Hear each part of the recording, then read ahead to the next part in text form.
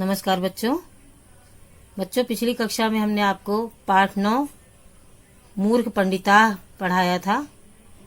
आशा करती हूँ जो भी कार्य हमने दिया था उसे आप सबने पूरा कर लिया होगा। आज हम पाठ 9 का अभ्यास कार्य करेंगे। संकलनात्मक मूल्यांकनम मौखिक कार्यम। यह मौखिक कार्य है बच्चों। उच्चारणम कृत्वा स्मरत, उच्चारण कृत्वा का अर्थ करके स्मरत याद कीजिए। यहाँ पर देखिए पुरुष दिया है, एक वचन, द्विवचन और बहुवचन दिया हुआ है। इसे आपको उच्चारण करते हुए याद करना है। प्रथम पुरुष एक वचन में अवरोधयति, द्विवचन में अवरोधयतः और बहुवचन में अवरोधयन्ति।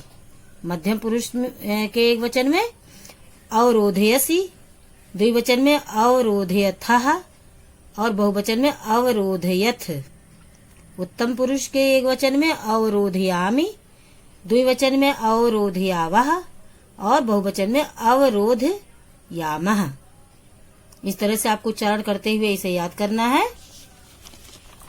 आइए अब लिखित कार्य देखें। लिखित कार्य है बच्चों। पहला प्रश्न है शुद्धम संस्कृत पर्यायम इति चिन्हेन चिह्नीकुरुत। शुद्ध संस्कृत पर्याय पर सही का निशान लगाइए या सही का चिन्ह लगाइए। बच्चों यहाँ पर हिंदी में शब्द दिए हैं, उनकी सही संस्कृत क्या होगी उसके लिए यहाँ पर 3 शब्द दिए हैं। ऑप्शन में 3 शब्द हैं। इनमें से सही, इस हिंदी का सही संस्कृत शब्द क्या है उस पर सही का निशान लगाना है। तो आइए देखें। पहला शब्द है व्यर्थ। व्यर्थ के लिए संस्कृत में 3 शब्द हैं। इनमें से सही शब्द कौन सा है उसे चुनना है। पहला है अचलन, दूसरा है निष्फलम और तीसरा है अवतीर्य। तो व्यर्थ का सही संस्कृत है निष्फलम। दूसरा संस्कृत शब्द सही है। व्यर्थ की संस्कृत है निष्फलम। तब तक की संस्कृत क्या है? तदा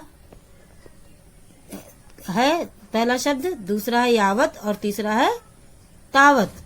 तो तब तक की सही संस्कृत है तावत। तीसरा शब्द सही है शायद। शायद की सही संस्कृत आइए देखें। पहला शब्द है कदाचित, दूसरा है तथा और तीसरा है यदा।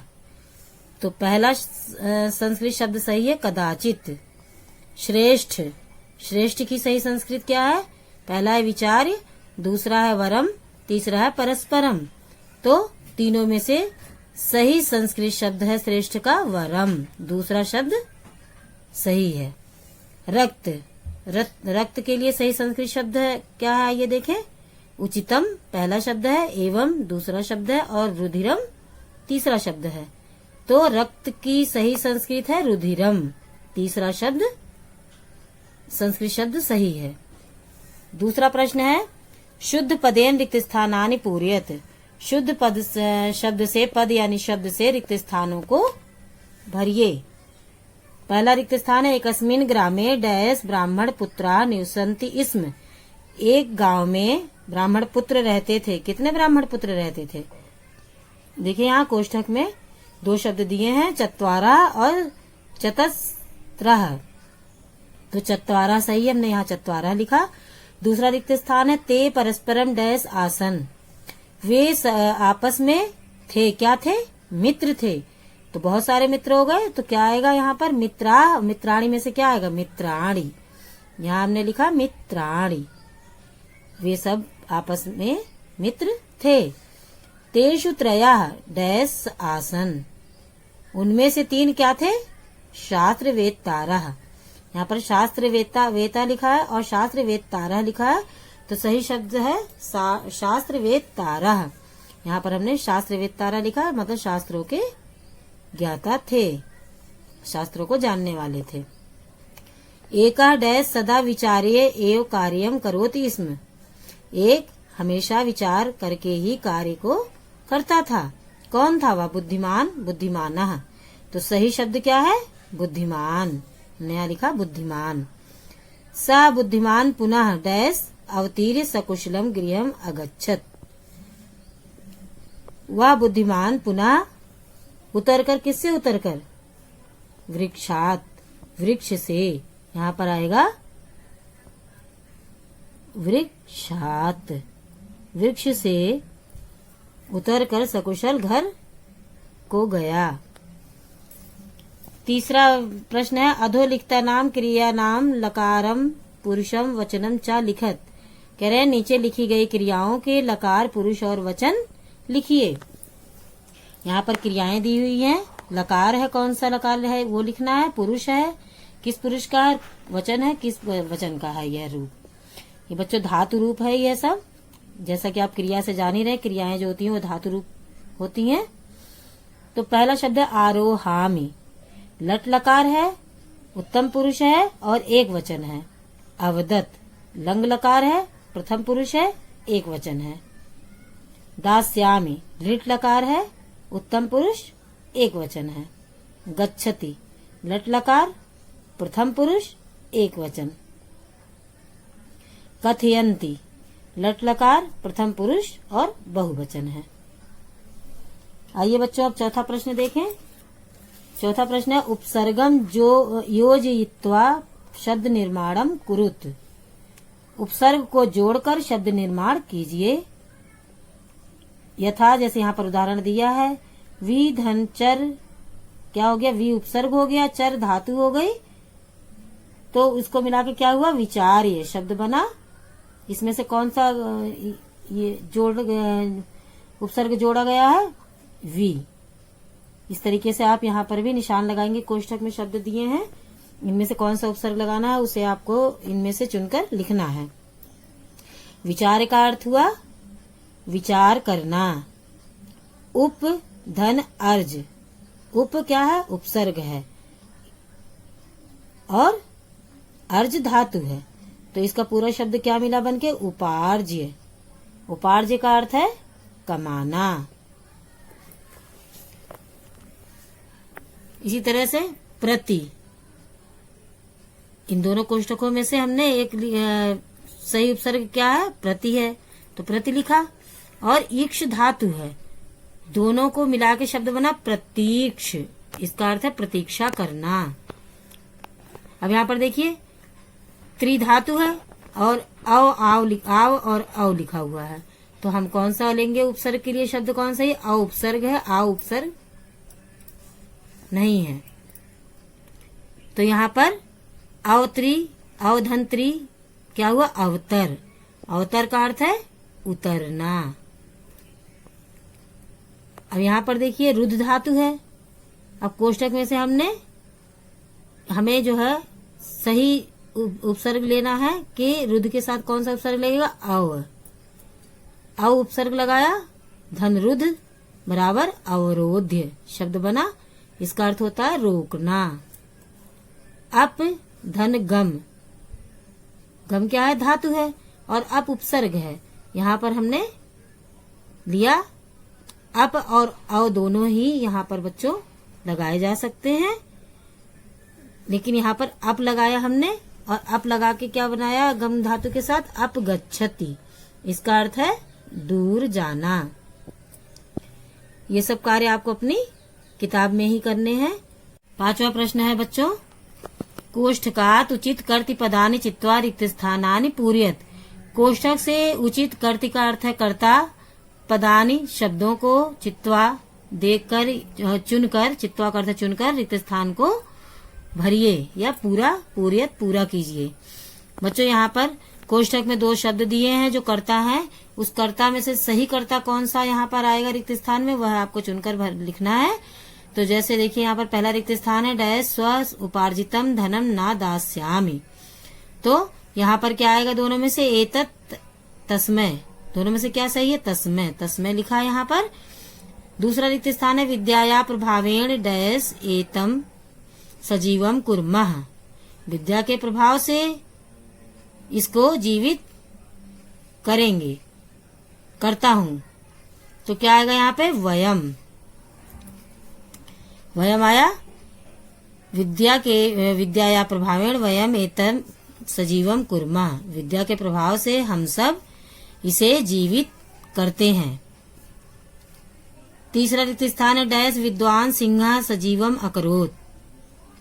विद्वान ने सिंह को, शेर को जीवित किया। यहाँ पर क्या आएगा, सा या सह, सह आएगा। चौथा रिक्त स्थान है डैश धनोपार्जनाय दिल्ली नगरम गमिष्यन्ति। धनोपार्जन, धन कमाने के लिए दिल्ली नगर को जाएंगे।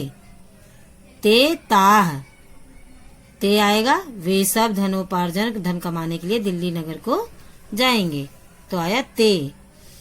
फिर है पांचवा रिक्त स्थान है डैश सिंहा सजीवा भूत्वा अस्मान मारिष्यति।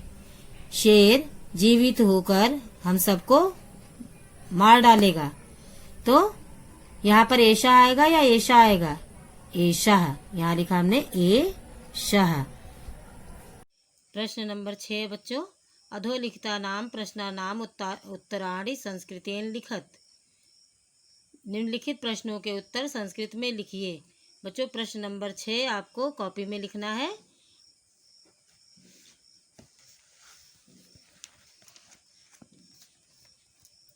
पहला प्रश्न है, ग्रामे कति ब्राह्मण पुत्राः निवसन्ति स्म। उत्तर है, ग्रामे चत्वारः ब्राह्मण पुत्राः निवसन्ति स्म। दूसरा प्रश्न है, शास्त्रवेत्तारः कीदृशाः आसन्। उत्तर है, शास्त्रवेत्तारः त्रयः आसन्। तीसरा प्रश्न है, ते किमर्थं दिल्ली नगरं गमिष्यन्ति। उत्तर है, ते धनोपार्जनाय दिल्ली नगरं गमिष्यन्ति। चौथा प्रश्न है, कः सजीवः भूत्वा तानि अमारयत् अखादत् च। उत्तर है, सिंहः सजीवः भूत्वा तानि अमारयत् अखादत् च। पांचवा प्रश्न है, कः वृक्षात् अवतीर्य सकुशलं गृहम् अगच्छत्। उत्तर है, बुद्धिमान वृक्षात् अवतीर्य सकुशलम गृहम् अगच्छत्। इस प्रश्न को बच्चों आप अपनी कॉपी में लिखेंगे। आइए रचनात्मक मूल्यांकनम देखें। बच्चों यह आप लोगों को करना है अपनी कॉपी में, जैसे मैंने लिखा इसी तरह से आप अपनी कॉपी में इसे लिखेंगे और याद करेंगे। छात्र उपसर्ग धन धातु और उनके अर्थ नामक शीर्षक के चार्ट बनाएं। मतलब आपको शीर्षक लिखना है धातु धन उपसर्ग और उनके अर्थ। शीर्षक आप जानते ही हैं कि किसी भी कहानी को या किसी भी विषय को कोई नाम दिया जाता है तो उसी को शीर्षक कहा जाता है। जैसा कि मैंने यहाँ पर लिखा है, यही शीर्षक है, उपसर्ग धन धातु और उनके अर्थ। यहाँ पर देखिए मैंने उपसर्ग लिखा है, धातु लिखी है और शब्द लिखा है और उस शब्द का अर्थ भी लिखा है। तो यहाँ पर आइए देखें, आ उपसर्ग है, गम धातु है, तो आ धन गम बराबर आगम्य और आगत्य, दो शब्द बने इस तरह से। इसका अर्थ है आना। उप उपसर्ग है, धन गम धातु है, इनसे दो शब्द बने, उपगम्य भी बनता है और उपगत्य भी होता है। इसका अर्थ है पास जाना।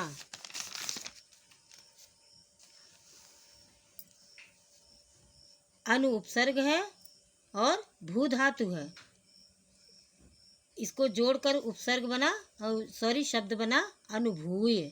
इसका अर्थ है अनुभव करना। अधि उपसर्ग है और क्री धातु है, अधिधन क्री बराबर शब्द बना अधिकृत्य। अधिकृत्य का अर्थ हुआ अधिकार करना। प्र उपसर्ग है, धन आप धातु है, इसका शब्द बना जोड़कर प्राप्य। प्राप्य का अर्थ है प्राप्त करना। वि उपसर्ग है, धन हस क्या है, धातु है, इससे दोनों को मिलाकर शब्द बना विहस्य। विहस्य का अर्थ है मजाक करना।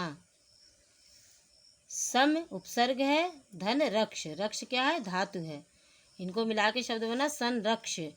बच्चों ये सम में जो माँ है वह अंक की बिंदी के रूप में सा के ऊपर आया, शब्द बना संरक्ष। इसका अर्थ है रक्षा करना। वि उपसर्ग है, धन ज्ञा धातु है, दोनों को मिलाकर क्या बना शब्द विज्ञाय। विज्ञाय का अर्थ है जानना। स्वी उपसर्ग है, धन क्री धातु है, बराबर क्या बना इसका शब्द स्वीकृत्य। स्वीकृत्य का अर्थ है स्वीकार करना। सम उपसर्ग है, धन दृश्य क्या है, धातु है, दोनों को मिला के शब्द बना संदृश्य। आपको मैंने पहले ही बताया, अब भी बता रही हूँ कि माँ जो है ये आधा है हलंत लगने के कारण, इसको हमने यहाँ पर अंक की बिंदी में लिखा है, के रूप में लिखा है। तो संदृश्य शब्द बना, इसका अर्थ है देखना। तो बच्चों, आपको मैंने जिस तरह से लिखने के लिए कहा है, आपको क्या कॉपी में लिखना है और क्या कार्य किताब में करना है, यह सब मैंने आपको बताया है। केवल प्रश्न नंबर 6 और रचनात्मक मूल्यांकन वाला जो प्रश्न है, इसे आपको अपनी कॉपी में लिखना है। और इस उपसर्ग को आप एक बिना लाइन वाला पेपर लेंगे, कागज़, उसको उस पर जो है जिस तरह से मैंने लिखा इसी तरह से मोटे अक्षरों में लिखकर अपनी कॉपी में पेस्ट करेंगे और इसे याद भी करेंगे। आशा करती हूँ आपको मेरी कही गई बात अच्छे से समझ में आई होगी। इसी के साथ धन्यवाद।